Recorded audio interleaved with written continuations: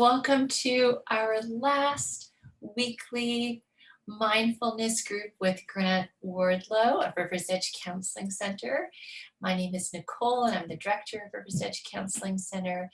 And we have had a wonderful 10-week journey together, learning about mindfulness meditation.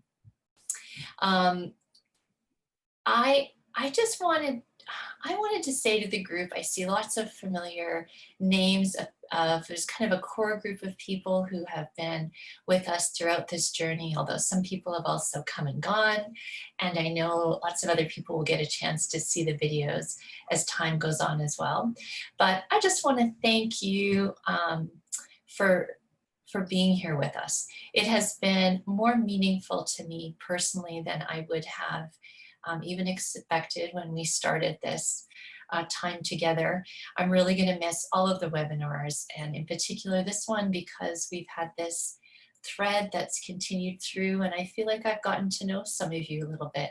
I was thinking this morning about the webinars coming to an end, our COVID webinars series, and how much I've enjoyed it. And I had sort of a funny association, but I thought, I always dreamed that I would end up part of one of those like flash mobs, like in a mall, all of a sudden everyone's singing and dancing and I'm part of it. It sort of felt a bit like that, these webinars, because I just don't know, we put out a topic and just the intention to connect, and we don't know who's going to show up, and people just keep showing up, and your comments, your questions, your willingness just to connect in this medium has been so wonderful. And I really want to give a heartfelt thanks to Grant for teaching us so much. And every single week, I just think it could not get better. And it does. I just cannot believe how much I've learned and how much I will return to your teachings for a very long time. There's just so much to take from these webinars. There'll be an ongoing resource for me and for my own clients and other clients and people as well. So thank you very much. I'm not able to stick around as usual for the end today, so I'm going to say goodbye with that and turn the hosting duties over to Grant. So welcome everyone. Thank you again for joining us. Week 10, hard to believe that it's been 10 weeks already. Really appreciate you spending some time with us today. As per usual, I would like to start with my glad experiences for the week. And my gratefulness this week actually goes to all of you. Thank you for joining us each week and for creating this mini community where over the past 10 weeks, we've been able to come together and really just be together, showing up each week exactly as we are, no expectations. I hope that you've been able to, there have been some nuggets that you've been able to take away in terms of learning. And I hope more than anything that the experience has been enlightening for you. And that it's been, I know that for me, it's been a really important part of the last 10 weeks and just processing and making it through all the stress and anxiety that came with the many changes of COVID. So I want to, I'm just grateful for your presence. Thank you. My learning this week, I'm a little bit embarrassed, but my learning this week is the same as it was last week. It doesn't matter how hard I try or how badly I want something, some things just aren't meant to be. And while I didn't go into an explanation last week, what I was referencing was actually a golf club. I purchased a new driver, not a new driver, a used driver online last year. And I have tried over multiple rounds of golf and hit thousands of balls on the driving range, not thousands, hundreds of balls. And I cannot get this golf club to work for me. And I keep trying to make it work. So I golfed on Thursday. I put my old driver in my car, thinking that I would take it. When I got to the course, I thought, no, I have to try one more time. And what did I learn? I learned once again that didn't matter how badly I wanted to make that driver work for me, it wasn't going to work for me. So sometimes I'm a slow learner. My accomplishment for the week is actually happening right now. When the World Health Organization elevated the status of COVID to pandemic, really the world changed in an instant. And with the increased stress and uncertainty that we were all facing, it really left me feeling out of sorts.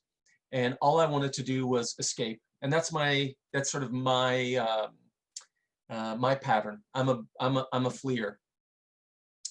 And I even remember Nicole, when Nicole put out to the team here at River's Edge about doing a COVID webinar series, my initial response was, no, absolutely not. Wasn't going to do it. Fortunately, I had meditation on my side to help calm and settle my nervous system. And once I was resourced, I recognized that no, what I wanted to do was to create an opportunity where we could come together each week to give people of the community a little bit of respite, an opportunity to just sit and be and breathe, maybe learn something along the way. Excuse me. And really, as best I could, to introduce you to this amazing practice of mindfulness meditation, knowing that it can really benefit you in many different ways. And so I feel good that I've been able to present this to you for the past 10 weeks. And so thank you. With respect to my delight, you're going to have to indulge me a little bit. I'm going back to the golf course. My delight happened on number 12 at River Ridge Golf Course on Thursday. As per usual, I missed my driveway left.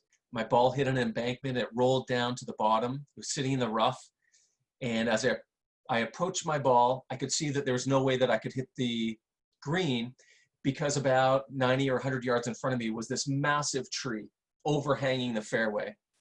And there was no way that I was going to be able to get the ball to the green. As I approached, I was only looking at trying to get under this tree and be able to push my ball up the fairway. And once I got to my ball, I just happened to glance up, and there it was.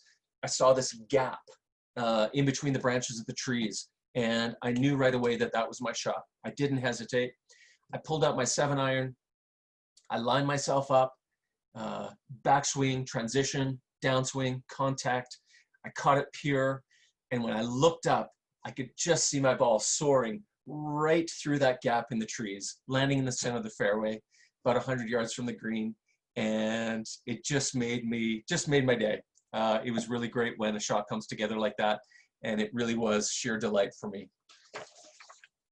So what I wanted to do today was really just to recap what we've done over the past 9 weeks, and both as a reminder of what we've done, and as I was preparing this, I realized that we've actually covered a lot of ground. But I also, just as a reminder to touch on some of the things and to really solidify some of the learnings that I hope you can take away with you. So week 1, we did a breathing and a gratitude meditation. And week 1 was really just focused on an overview of mindfulness. Talked about the history, the fact that mindfulness practice dates back to we first see it in the context of yoga and the Hindu faith, roughly about 1500 BC. About 1,000 years later, we see it in the context of the Buddhist faith. And that's where we see it really as we know it today, people spending time sitting and breathing, focusing on the breath, experiencing the present moment. Jon Kabat-Zinn is largely responsible for the emergence of mindfulness meditation into sort of mainstream culture, I guess, in North America. That happened about 40 years ago when he developed the mindfulness-based stress reduction program. And since that time, there's been a real surgence of mindfulness meditation into our society, which is great. And so what is mindfulness? Mindfulness consists of, remember, 4 elements. It's paying attention on purpose to the present moment without judgment.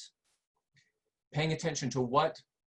Paying attention to any of our 5 senses, so we can be mindful of what we see, what we hear, what we smell, what we taste, what we touch. We can also be mindful of our inner body sensations and what emotions are present for us at any moment, any given moment in time. We can also be mindful of our mental activities, what's going on in our minds in terms of thoughts, images, or memories. And the final piece of mindfulness relates to the awareness of our interconnectedness. This is our relational sense, how connected we feel to ourselves, to other people, to the world around us.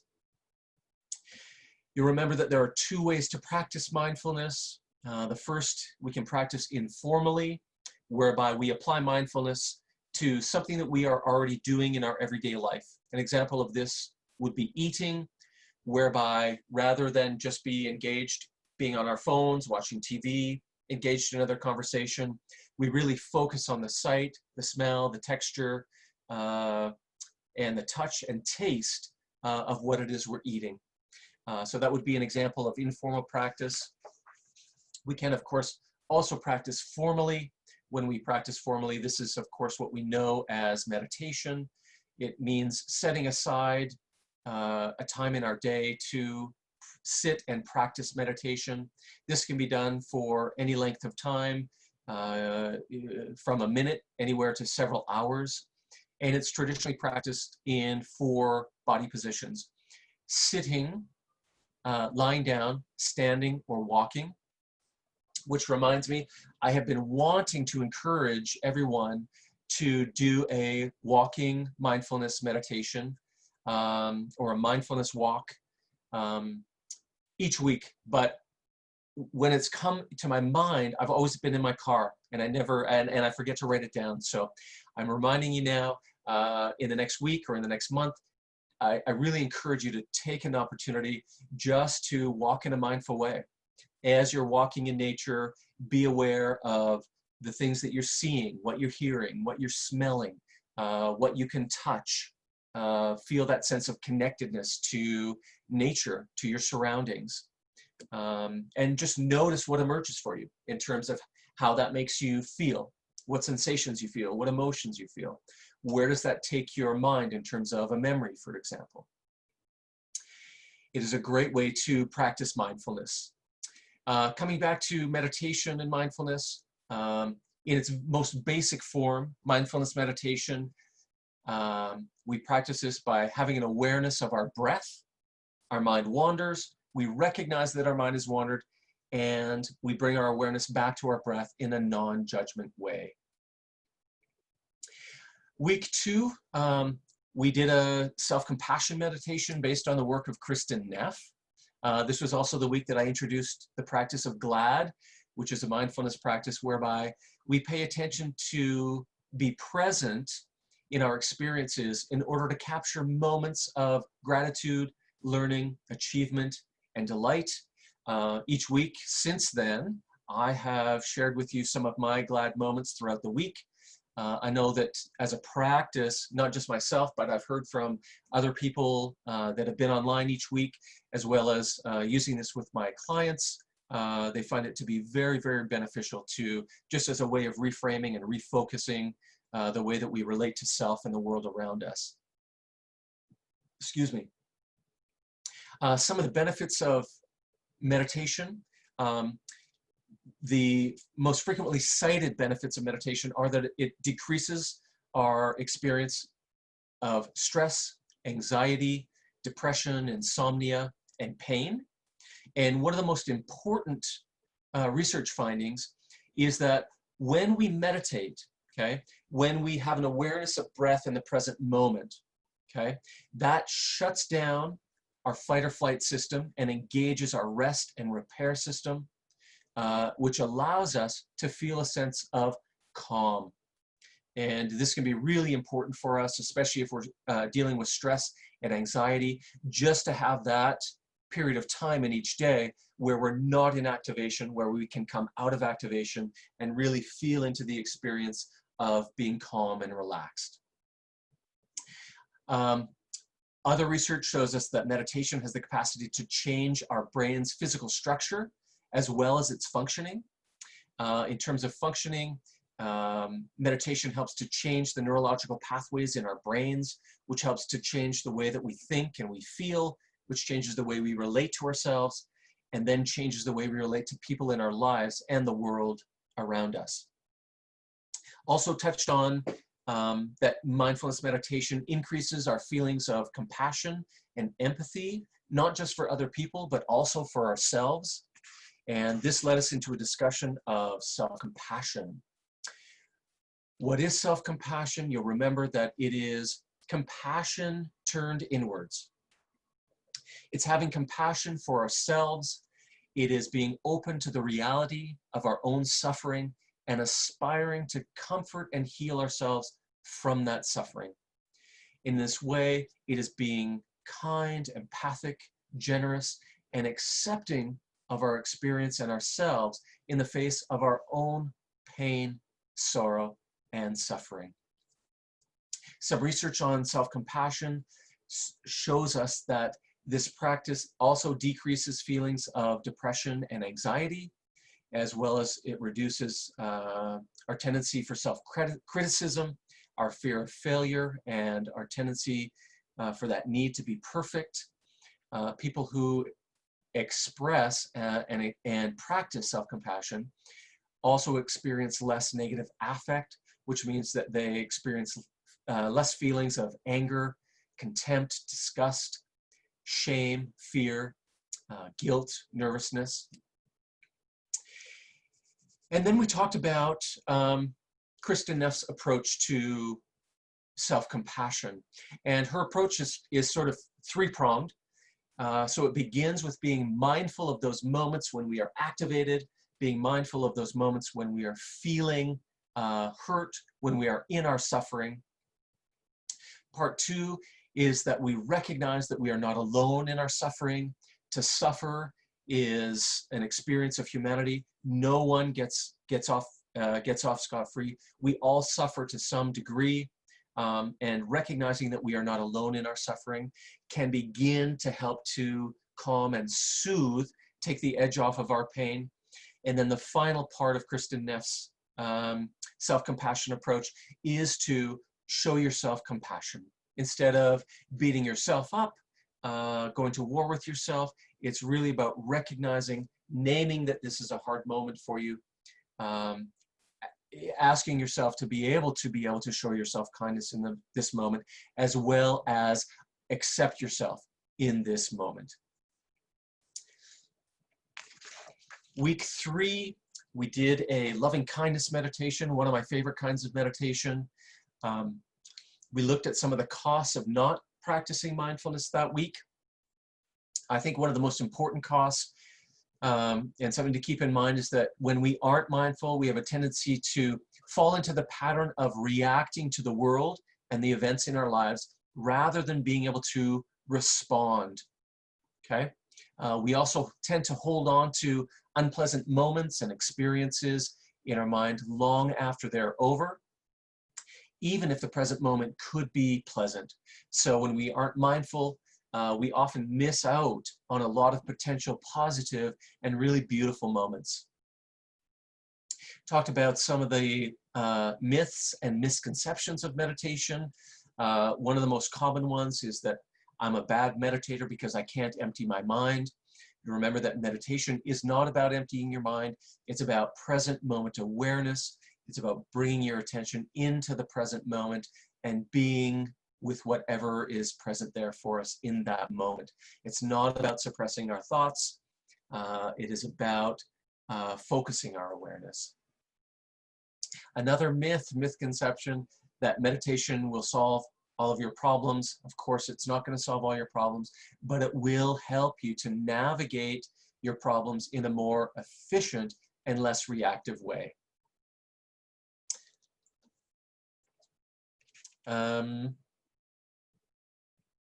Yeah, and I do just want to touch on another myth is that we tend to fall into this pattern, as we do in many things, trying to gauge our success. And again, meditation isn't about success, but if you are going to gauge your progress in meditation, remember that it's not going to happen when you're sitting in meditation. It's going to happen when you experience something in your life in a new way. So you're going to experience something and you're going to be less activated by it. You're going to be less reactive. You're going to have more understanding. You're going to have more patience. You're going to be more accepting. In week 4, we did a body scan meditation, which is a great meditation for really beginning to, for many of us, reintroducing us to our bodies. Oftentimes in our culture, in our society, our emotional center can get shut down for a variety of different reasons. Body scan is one way that we can begin to just feel into our body again, having present moment awareness as we move throughout the body in different ways, and just allowing whatever wants to emerge, and just giving space for that to be there.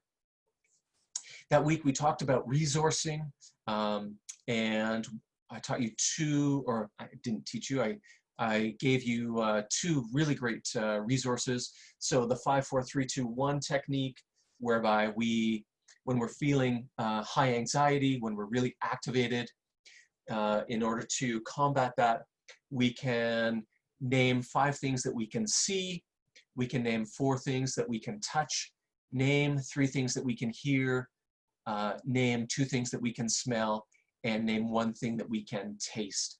Again, this, the purpose of this exercise is to bring our awareness into present moment experience. Oftentimes when we're feeling activated, feeling anxious, it's either related to something in the past or something in the future. When we can bring our awareness into the present moment, that helps our nervous system to calm down. Our nervous system has an opportunity to recognize that in this moment, there is no external threat, and that in fact, we are safe. Another resourcing tool that I gave you, progressive muscle relaxation. That's where you go through your different muscle groups. You can start with your head, work your way down to your feet, or work from the bottom up, and where we tense our muscles for 7 or 8 seconds, then we slowly release. We tend to hold a lot of tension in our bodies, so progressive muscle relaxation is a way for us to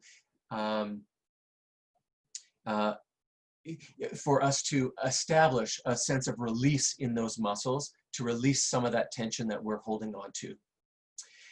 In week 5, we looked at Tara Brach's work and the reign of self-compassion.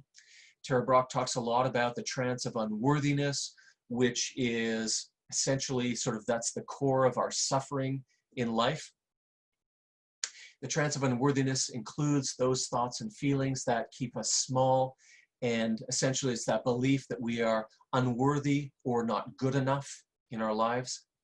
And being stuck in the trance means that we're stuck in those unpleasant emotions of fear, of guilt, of shame, of frustration, stress, sadness, embarrassment, anger. And at the heart of these, what we recognize is that these all lead to some sense of pain and suffering within us. How do we usually react to that suffering? We usually will lash out at others, or we will self-medicate, or a more common way to react is that we go to war with ourselves. We tend to beat ourselves up for any number of reasons, and all of this keeps us in the trance. And so as long as we are in the trance, it really prevents us from recognizing the value we bring to the world as kind, loving, and nurturing human beings. So the practice of RAIN, this can be done as a standalone process. It can also be done as a meditation. The R in RAIN stands for recognize, where this is the mindfulness piece. We recognize what's going on. We have an awareness of our activation, of our pain, of our suffering. The A refers to allow. We allow the experience to be there just as it is. You've heard me say a lot, talk about creating space for whatever is there. This is what essentially allowing is doing. It's creating that space for us to be with whatever it is that we're feeling. The I is to investigate with curiosity and kindness. And in this stage, we are really exploring internally and asking ourselves, what is my need in this moment? Is my need to be loved, to be seen, to be heard, to be understood, to be respected, to be valued? what is my fear in this moment? Is my fear that I'm going to be alone for the rest of my life? Is my fear that I'm never going to be good enough? And finally, we also want to explore, what do I believe about myself in this moment?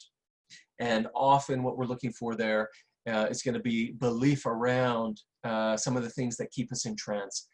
So realizing that, oh, my belief is that, yeah, I don't feel that I'm enough. I don't feel that I am worthy.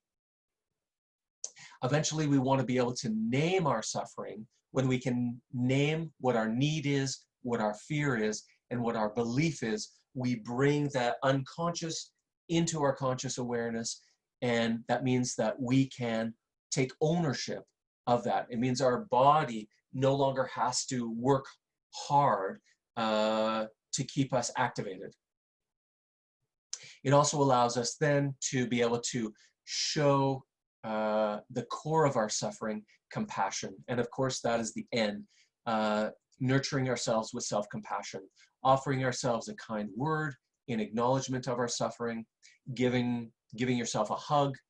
You know, one of the things that I like to, if I'm struggling with how to internalize and how do I show myself compassion, I will often think about, well, if a loved one was in a similar situation, what kinds of things would I say to that individual? How would I show them compassion? What would I say to him or her or them? Remember that with a hand on your heart and a kind message of care to the depths of your vulnerability, that when self-compassion is sincere, even the smallest gesture will serve you well. It helps to take the edge off our pain. It soothes that part of us that is most wounded, and it can really be beneficial in terms of helping us to heal some of those deep internal wounds.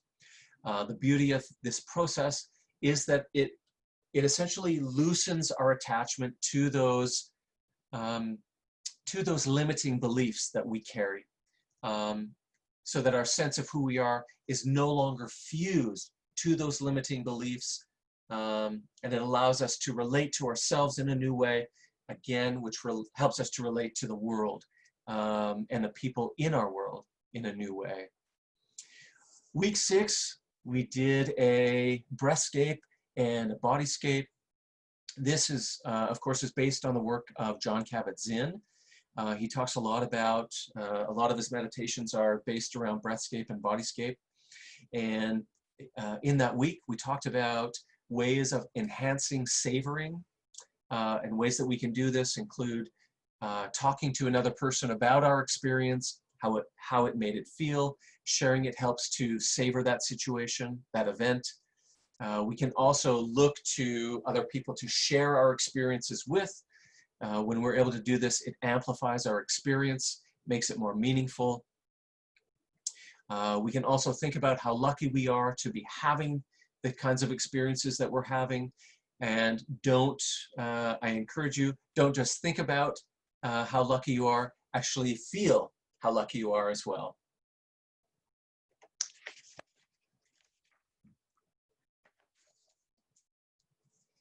Moving on to week 7, the meditation that week was taking refuge inside and out. Talked a lot about Jon Kabat-Zinn's work, and I want to read to you again something that I read to you in week 7, but I think it's really, in many ways, sort of sums up mindfulness in a really good way. So the powerful of mindfulness lies in seeing that whatever arises, whether it is pleasant or unpleasant or neutral, that you can be in wiser relationship to it by recognizing thoughts as thoughts and emotions as emotions, as discrete events in the field of awareness. Or put differently, you recognize them as weather patterns in the mind, rather than statements or signs of the truth of anything. Nor are the narratives that thoughts and emotions so often generate about your life and who you really are or aren't true either. at least not completely true. By working with your own thoughts and emotions in this kind of befriending way through ongoing practice, we can reclaim and fully inhabit all the moments of our life, the good ones, the bad ones, and even the ugly ones.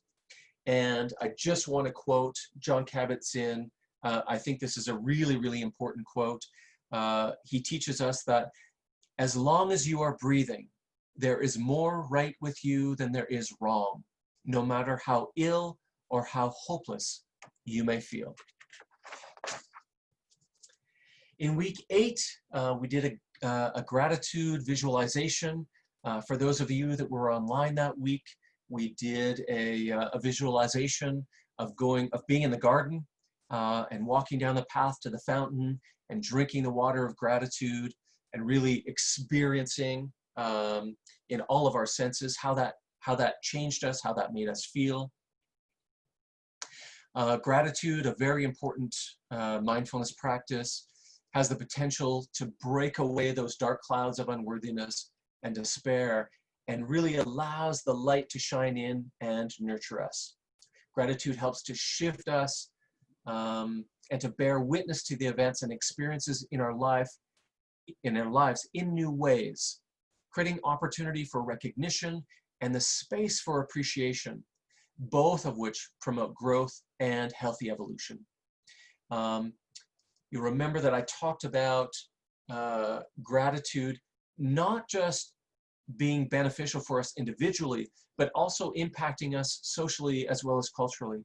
So when we practice mindfulness, when we practice gratitude in a mindful way, it helps to increase our happiness, improves our self-esteem, it improves our mental and emotional resiliency, it helps improve our emotional regulation and self-motivation, decreases stress and anxiety.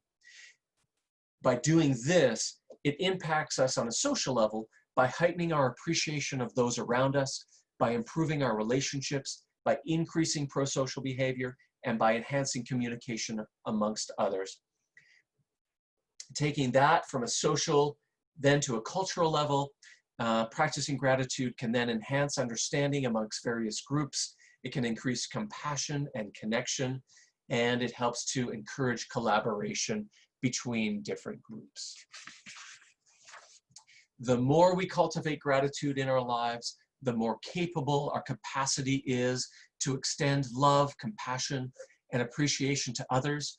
And every time we do that, it makes the world a more accepting and friendlier place. And I think at the end of the day, we're all working towards that and trying to seek that. A few ways of cultivating gratitude: we can keep a gratitude journal. You can do a walk in nature, reflecting on gratitude. You can also write a letter of appreciation to a loved one or to someone who has been an important part of your life. Moving on to last week, we did a music meditation and spent time talking about character strengths, the 24 character strengths, and then the signature strengths. I have heard from some of you who have indicated that you did go online and do the survey to find out what your signature strengths are. And I think that's great. I'm really happy to hear that some of you have taken the time to do that. And now what to do with that is that I encourage you to put into motion to really practice those signature strengths in your life. Research shows us that the more we can enact our signature strengths, the more it really helps us to be happy, to be engaged with life. It really improves our overall state of well-being. And so that concludes our previous 9 weeks. We covered really a lot of ground. I would like to move into our meditation now. And I sort of struggled with what the focus of today's meditation is going to be, but I have heard from a couple of you who have asked for the self-compassion meditation again. And so I decided that I would actually just redo the meditation that I adopted from Tara Brach's work on the reign of self-compassion today. And the reason that I want to do it sort of verbatim is because I'd like you to experience it in a new way today, whatever that way is. I think this, that we did this about 5 weeks ago, 6 weeks ago. And so, yeah, I invite you just to be with whatever emerges for you today. The only change I'm going to make is that at the end, I'm going to add just a little bit on, and you'll find out what that entails when we come to that. So let us begin. Landing in stillness, taking a few full breaths, a nice deep inhale and a slow out breath.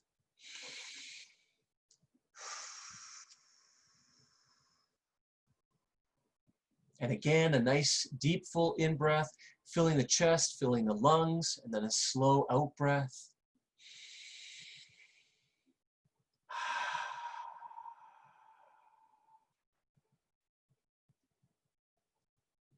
Letting the breath resume in its natural rhythm.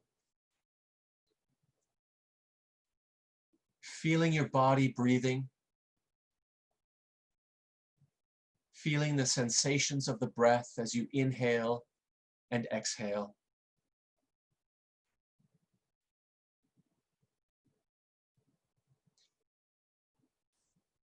Taking time now to scan through your life.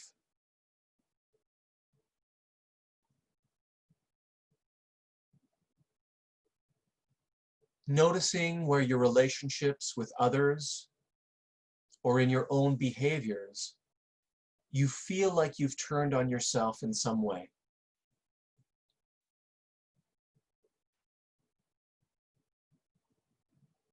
It may be in a situation where you are in conflict with another person and you're feeling bad about yourself. Maybe you've turned on yourself, at war with yourself for a way that you're behaving as a parent or a partner or a friend.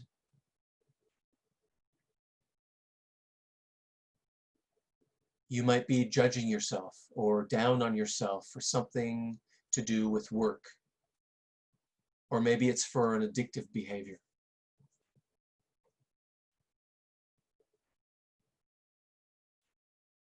Where do you get into the trance of unworthiness? The trance of not being enough?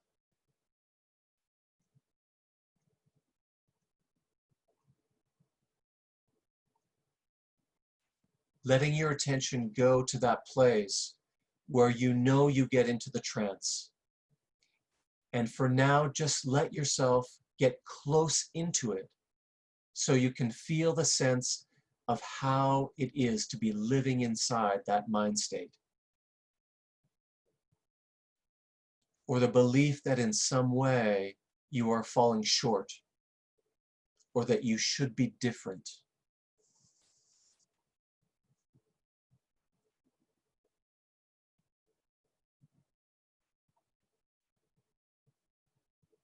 Perhaps there is a sense of feeling unlovable, less than, unworthy of being respectable, or that something is wrong with you.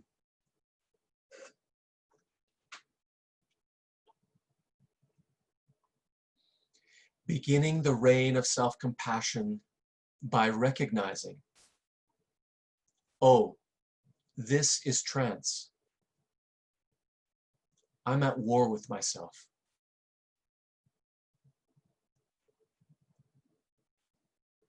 Recognizing the thoughts and feelings of the trance.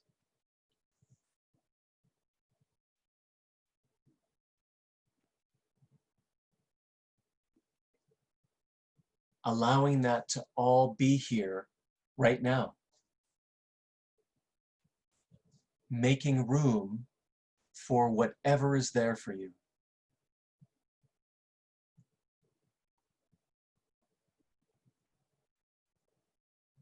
The A of rain is just to allow. This is how it is right now. Creating that space to be with what is.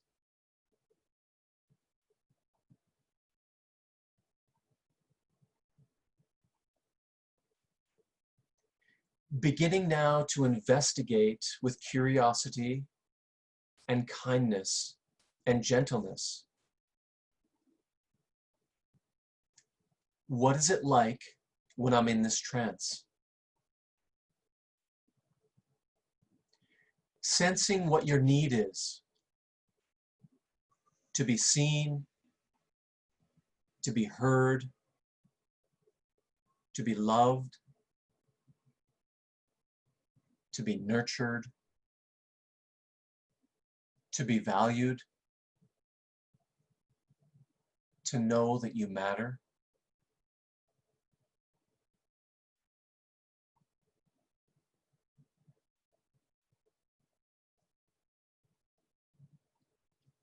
Sensing what you believe about yourself. I should be different. I'm bad because I have hurt others. No one could ever love me. I will always fail.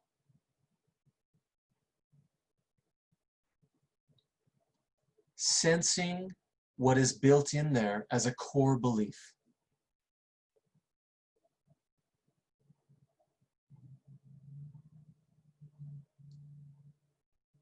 Most importantly, noticing what it's like in your body when you are in the trance of unworthiness. Noticing what your throat feels like, your chest, your belly, when you are feeling bad about yourself.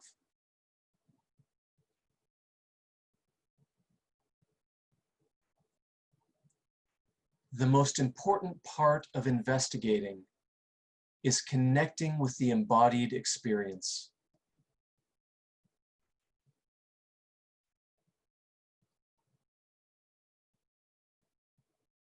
Sensing the most vulnerable part of you, where you feel the worst.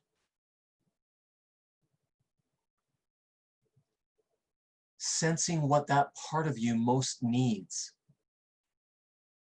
The part that feels deficient, not okay.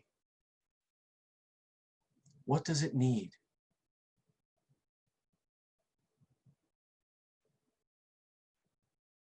Does it need to be seen in a different way and loved, understood, to be held? Just sense that.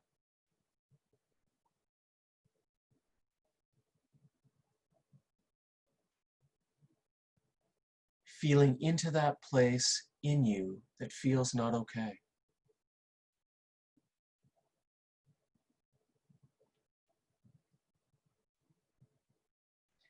If it feels right for you, experimenting with putting your hand on your heart, just lightly, a very tender touch. This is the beginning of turning towards loving,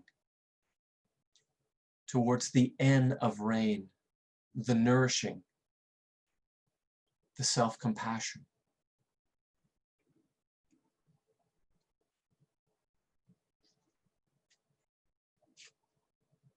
Sensing the possibility of offering what is most needed inwardly. Perhaps there are words you might offer. It's okay, sweetheart. Or, I'm sorry and I love you.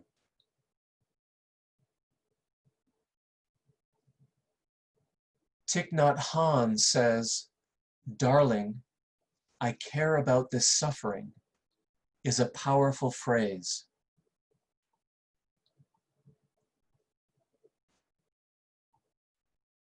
Sensing into the possibility of love and offering it inward.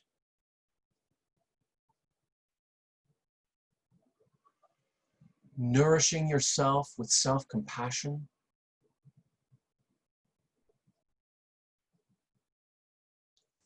Each time you nourish with self-compassion, letting it be fresh, creative exploration of what really allows you to feel love flowing into your own being.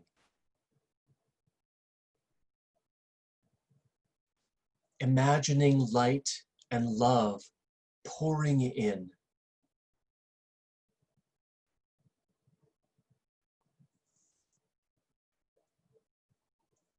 Just the intention to offer care inwardly begins to decondition that tendency to be at war with yourself.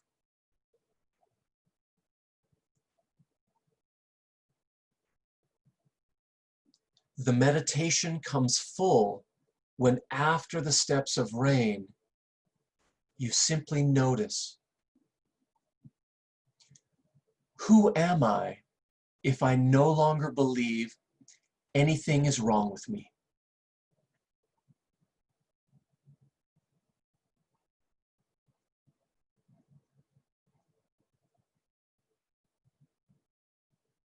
Sensing that tenderness, the openness, the spaciousness of being when we are not at war with ourselves.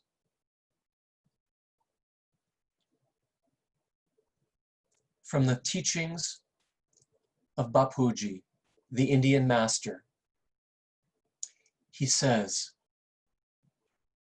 "My beloved child, break your heart no longer. Each time you judge yourself, you break your own heart. You stop feeding on the love which is the wellspring of your vitality. The time has come. Your time to live, to celebrate, and to see the goodness that you are. Let no one, no thing, no idea or ideal obstruct you. If one comes, even in the name of truth, forgive it for its unknowing. Do not fight. Let go and breathe into the goodness that you are."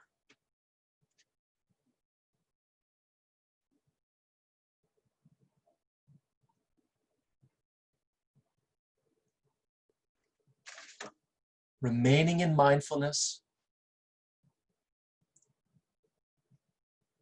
continuing to allow whatever is there for you to just be.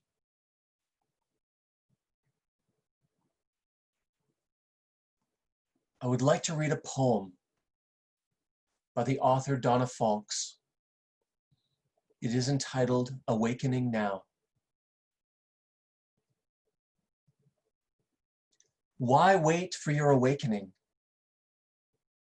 The moment your eyes are open, seize the day. Would you hold back when the beloved beckons? Would you deliver your litany of sins like a child's collection of seashells prized and labeled?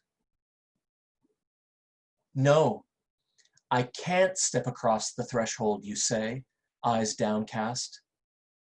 I'm not worthy. I'm afraid and my motives aren't pure. I'm not perfect, and surely I haven't practiced nearly enough. My meditation isn't deep, and my prayers are sometimes insincere. I still chew my fingernails, and the refrigerator isn't clean. Do you value your reasons for staying small more than the light shining through the open door? Forgive yourself. Now is the only time you have to be whole. Now is the sole moment that exists to live in the light of your true self. Perfection is not a prerequisite for anything but pain. Please, oh please, don't continue to believe in your disbelief. This is the day of your awakening.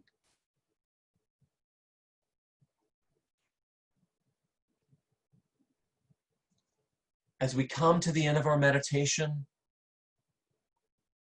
I invite you to begin to move as you need to. When it feels right, I invite you to open your eyes.